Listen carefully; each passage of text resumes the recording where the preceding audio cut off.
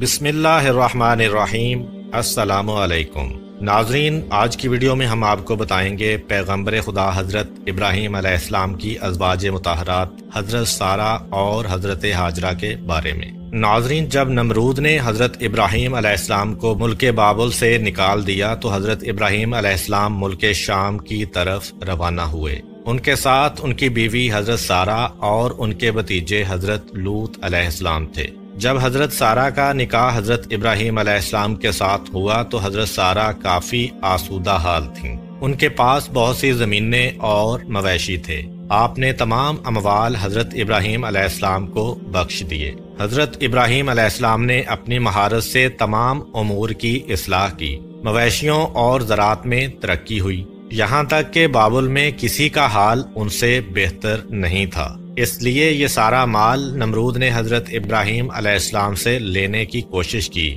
جس کا تمام احوال اور حضرت ابراہیم علیہ السلام کی ابتدائی زندگی پر تفصیلی ویڈیو ہم پہلے ہی بنا چکے ہیں، جس کا لنک ڈسکرپشن میں دیا گیا ہے۔ حضرت ابراہیم علیہ السلام حضرت لوط علیہ السلام اور حضرت سارہ کو لے کر چلے گئے اور کہا، سورہ الصافات آیت نمبر 99، میں اپنے پروردگار کی طرف یعنی بیت المقدس جا رہا ہوں، وہ عنقریب میری راہبری کرے گا۔ حضرت ابراہیم علیہ السلام ایک غیور انسان تھے، اس لیے انہوں نے اس سفر میں اپنی بیوی حضرت سارہ کو ایک صندوق میں بند کر دیا تاکہ وہ غیر مردوں کی نظروں سے محفوظ رہیں۔ لیکن راستے میں قبطیوں کے ملک یعنی مصر میں پہنچے، جس پر ایک عرب بادشاہ حکومت کرتا تھا۔ اس ملک کی سرحد پر ایک سپاہی نے حضرت ابراہیم علیہ السلام کو اپنے مال کا محصول ادا کرنے کے لیے روک لیا۔ وہ آپ کے سامان کی جانچ پڑتال کرتے کرتے اس صندوق کے پاس آیا اور بولا، یہ صندوق کھول کر دکھائیں۔ حضرت ابراہیم علیہ السلام نے کہا، فرض کرو کہ یہ صندوق سونے یا چاندی سے بھرا ہوا ہے، اب اس کے لیے جو کچھ تم چاہتے ہو میں وہ تمہیں دے دیتا ہوں، لیکن تم اس کو مت کھولو۔ اس نے کہا، جب تک صندوق نہ کھولو گے اس کا حساب نہیں ہو سکتا۔ اسی اثناء میں اس نے صندوق کو کھول دیا۔ جب اس کی نظر حضرت سارہ کے حسین و جمیل چہرے پر پڑی تو وہ کہنے لگا، اب تو میں جب تک تمہارے اور اس عورت کے بارے میں بادشاہ کو اطلاع نہ دے دوں تمہیں آگے نہیں جانے دوں گا۔ چنانچہ اس نے کسی شخص کو بھیج کر بادشاہ کو اس معاملے سے آگاہ کیا۔ بادشاہ نے چند لوگوں کو بھیجا کہ صندوق اٹھا کر لے آئیں۔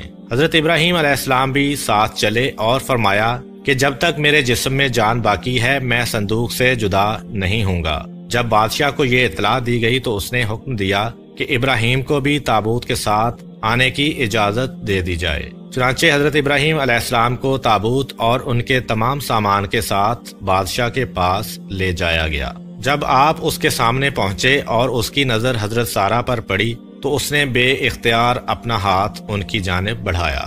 حضرت ابراہیم علیہ السلام جو غیرت و حمیت کا سرچشمہ تھے، وہ سخت پریشان ہوئے اور ادھر سے منہ پھیر کر اللہ تعالیٰ سے کہا، پروردگار میرے اہل حرم کو اس شخص کے ہاتھ سے محفوظ رکھنا۔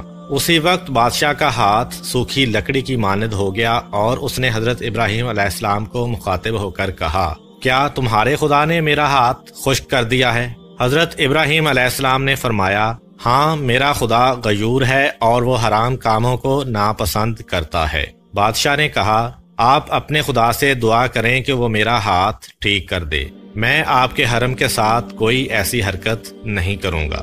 چنانچہ حضرت ابراہیم علیہ السلام نے دعا کی اور بادشاہ ٹھیک ہو گیا۔ تاہم اس نے دوبارہ حضرت سارہ کی جانب دیکھا اور اپنا ہاتھ ان کی طرف بڑھایا۔ اس پر پہلے کی طرح اس کا ہاتھ پھر خشک ہو گیا۔ تب اس نے دوبارہ حضرت ابراہیم علیہ السلام سے دعا کی درخواست کی۔ آپ نے فرمایا، اب میں تمہارے ہاتھ کے شفا یاب ہونے کے لیے اس شرط پر دعا کروں گا کہ تم پھر سے اپنا ہاتھ آگے نہیں بڑھاؤ گے۔ اگر تم ایسا کرو اور تمہارا ہاتھ خشک ہو جائے تو پھر تم مجھ سے دعا کے لیے نہیں کہو گے۔ بادشاہ نے یہ شرط مان لی۔ تب ابراہیم علیہ السلام نے کہا، اے پروردگار، اگر یہ سچ کہہ رہا ہے تو اس کے ہاتھ کو ٹھیک کر دے۔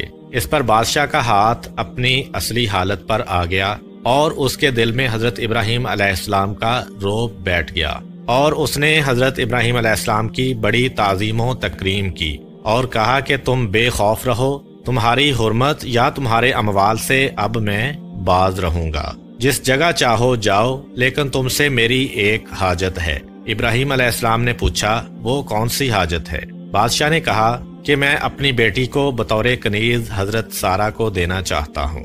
आप अलैहिस्सलाम ने मंजूर फरमाया। बादशाह ने अपनी बेटी हजरत सारा को बतौर कनीज अता कर दी। बादशाह की ये बेटी कोई और नहीं बल्कि हजरत हाजरा थीं, जिनको बाद में अल्लाह ताला के हुक्म से हजरत इब्राहीम अलैहिस्सलाम ने अपनी बीवी का दर्जा दिया और उन्हीं के बतन से अल्लाह ताला ने हजरत इब्राहीम अलैहिस्सलाम को हजरत इस्माईल अलैहिस्सलाम अता किए। हजरत इब्राहीम अलैहिस्सलाम अपने अहलो अमवाल के साथ रवाना हुए। बादशाह भी उनकी ताज़ीम के लिए उनके पीछे चला। खुदा ने इब्राहीम अलैहिस्सलाम को वही की कि खड़े हो जाओ और उस बादशाह के आगे ना चलो जिस पर काबू पा चुके हो, बल्कि उसको आगे करो और खुद उसके पीछे चलो और उसकी ताज़ीम करो, क्योंकि वो बादशाही के बावजूद मगलूब और नाचार है, खा नेकूकार है या बदकार। ये सुनकर इब्राहीम अलैहिस्सलाम खड़े हो गए और बादशाह से कहा, आगे चलो कि मैं तुम्हारी ताज़ीम करूं और तुमको मुकद्दम रखूं और तुम्हारी इज्जत व इकराम की वजह से तुम्हारे पीछे चलूं। बादशाह ने पूछा, क्या हुआ, तुम्हारे खुदा ने ऐसी वही की है? इब्राहीम अलैहिस्सलाम ने कहा, हाँ। उसने कहा, मैं गवाही देता हूँ कि तुम्हारा खुदा साहिबे जलाल, बुर्दबार और करीम है।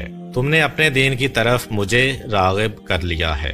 फिर बादशाह ने हजरत इब्राहीम अलैहिस्सलाम को रुखसत किया और वो रवाना हो गए। उस मुल्क से निकलकर हजरत इब्राहीम अलैहिस्सलाम मुल्क शाम पहुंचकर ऐसी जगह ठहरे जो फलस्तीन और शाम से आने जाने वालों का रास्ता था। उस रास्ते पर अल्लाह के इन नेक बंदों ने रहना सहना शुरू कर दिया। उम्मीद करता हूं कि आपको आज की वीडियो पसंद आई होगी। वीडियो को लाइक जरूर करें ताकि हम आपके लिए मजीद अच्छी वीडियोस लाते रहें और दोस्तों के साथ शेयर करना भी मत भूलें।